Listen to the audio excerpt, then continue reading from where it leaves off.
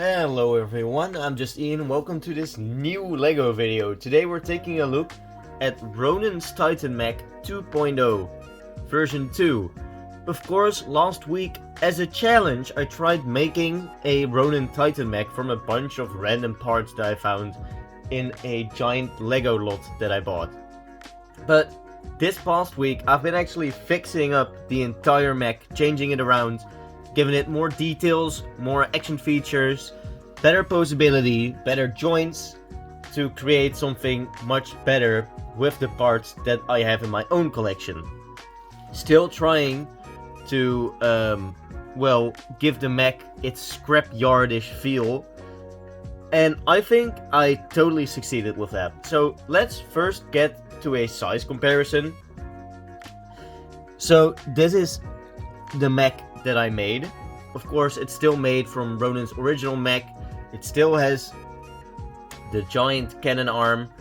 It now has a better articulated arm with actual, like an actual hand joint, actual ball joint. It now has a flyer that, just like the original Ronin mech, you can deattach. That has way more detail. It now has a bigger head with a bigger hat. That was a comment that I got under a few videos, that I needed to make the head bigger, so I did that. But now let's get to a comparison of this big mech, and Zane's Titan mech. So if I get Zane's Titan mech in here, you can see that they scale up pretty well, actually. So the only reason why Zane's Titan mech is a bit bigger is because of the antenna. Yes, right there. Maybe I can get a better angle and show you like the bulk of both the mechs. Let me just put this in the back and then put this guy in front so you can kind of see the bulk. You can definitely still see some shoulder pads of the Zane mech going on there. So yeah, it is a bit bulkier. The Ronin mech is a bit more slender, especially if you look at the legs. The legs are a bit more slender, especially like the lower legs. The upper legs are still pretty beefy on the Ronin mech, but still, looks pretty cool. Now let's get actually to the mech, and I'm gonna first go on and show all the articulation. Okay, before I actually go off and show you guys the articulation, I'm first gonna show you the jet that you can separate from this mech. And it's pretty simple, if I don't knock over the entire mech. Pretty simple. Head moves forward, and this just clips in. You just pull it out like this. Put this away for later, and now we can actually go to the articulation. First of all, the head is on a reginald joint, so you can look up and you can look down. And of course, the blade still spins on the head. Pretty basic.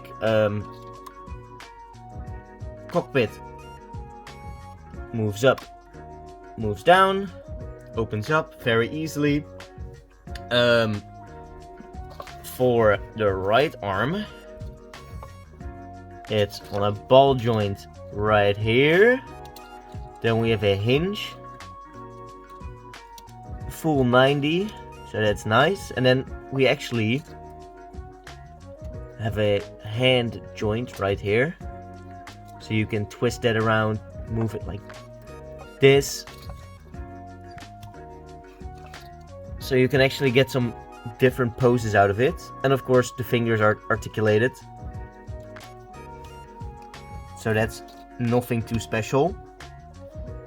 Now I'm covering this arm. Let's look at some of the details. So we have a stud shooter right here from Jay's Electromech, and I just incorporated more parts of that mech into this arm. to give it something different, because of course the boulder blaster has been used for the different arm, for the other arm. So some blue here, stickered piece. There's a clipped piece right here just for some detail, some more armor. Right here is another sticker piece, and if you move this up, you can access this weapon. So this like keeps the weapon in place. Of course it's clipped in there, but for play it's nice to have some weapon storage. For the other arm, the articulation is a bit worse, because you can only rotate it up and down, and a little side to side, but not really, mostly just up and down. That's all you kind of need for this arm. What is cool though is that the gearbox still is fully functional, so Ronin can blast his enemies like so. That's really cool. There's a twist in the hips, so you can get some nice poses that way. Looking at the back of the arm, there's some plating, sticker pieces, and there's actually a little microwave. There's a little microwave at the back. I just thought it was kind of fun, kind of cute to put something like that in there. Yeah, it finishes the back off nicely. You can use it for other storage. It has some more details of some green and some red down here. This is a printed piece, so that's cool. Yeah. And of course you can also use the gear down here. So you can use the upper or the lower gear. Doesn't really matter. Still works, and it still looks absolutely awesome. You just have to watch out that you don't hit the blade accidentally. For the back, I did not change the back at all. Connection points are still fully the same, the details are still the same. So you can very easily put the jet in there and just dock it. Makes the mech way heavier, but it still poses nicely and stably. Oh, sorry, hit the camera right there. For the legs, I really upgraded the legs. They're way more stable. They actually have some ratcheted joints right now, some good ratcheted joints. And they have those in both the hips and the knees, and then the ball joints at the bottom. Let me just show you guys like this. Watch out, because you cannot splay the legs very far.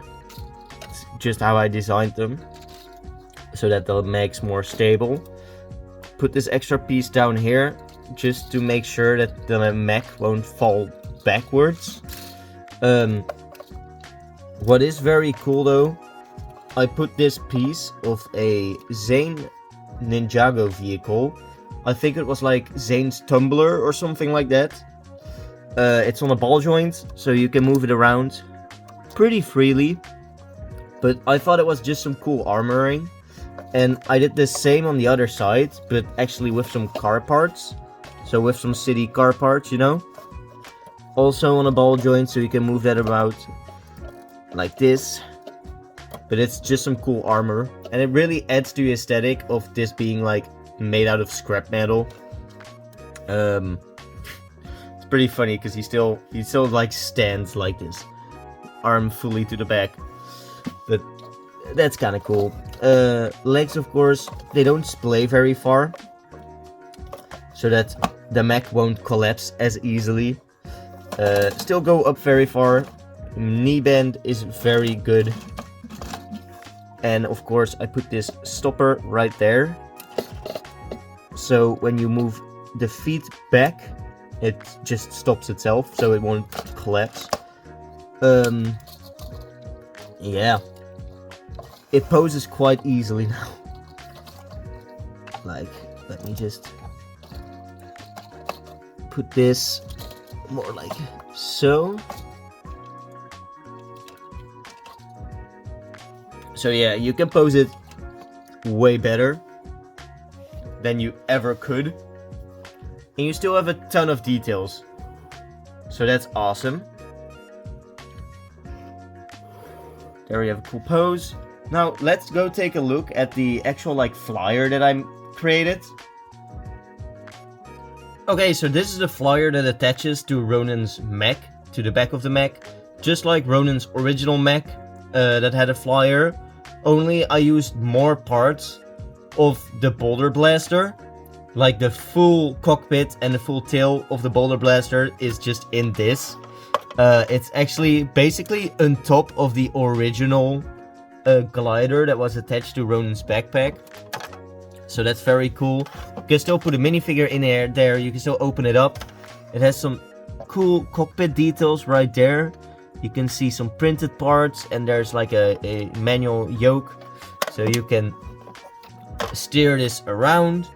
For details, there's of course a bunch of stickered parts on the wings and on like the tail fin. So that's cool. Exhaust, we have this red and this right there. The bombs that were originally on Ronin's legs I just put on here because, well, they just kept falling off from the legs. And I think it's pretty cool to have like a bomber plane. There are some red details as like blasters right here. Some more sword details. And of course, you can see these sword pieces. That's still the original weapon. And you can still like take it out. Have this fly off. And then if I actually take Ronin's mech. Right here. Ronin's mech. And I open up his hand fully.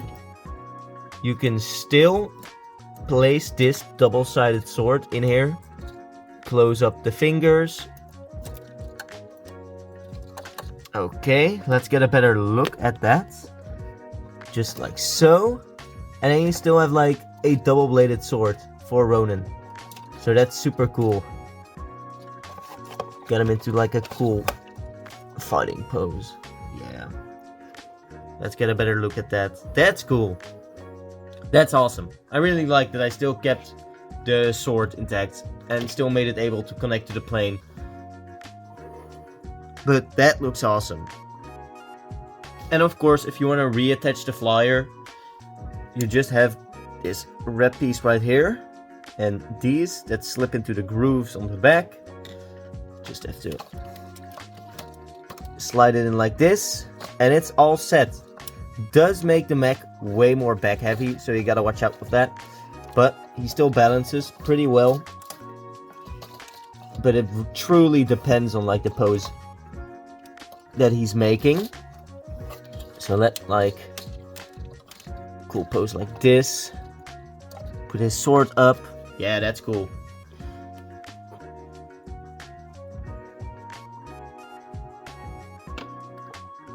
That's pretty nice.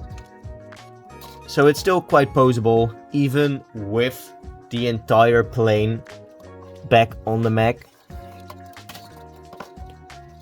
Let's get him straightened out. Right, so... yeah, and he still stands. Perfect. Way better balanced than my original take on this as a challenge. I'm very happy with how this turned out. It works, like functions, way better. There's more posability, there's more structural support. It doesn't just collapse randomly. The weapons are still accessible. They're still there. There's more detail in this build now.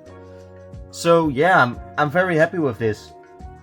So yeah, if you like this, leave a like, leave a comment, subscribe, and you'll see me in the next video again. Goodbye.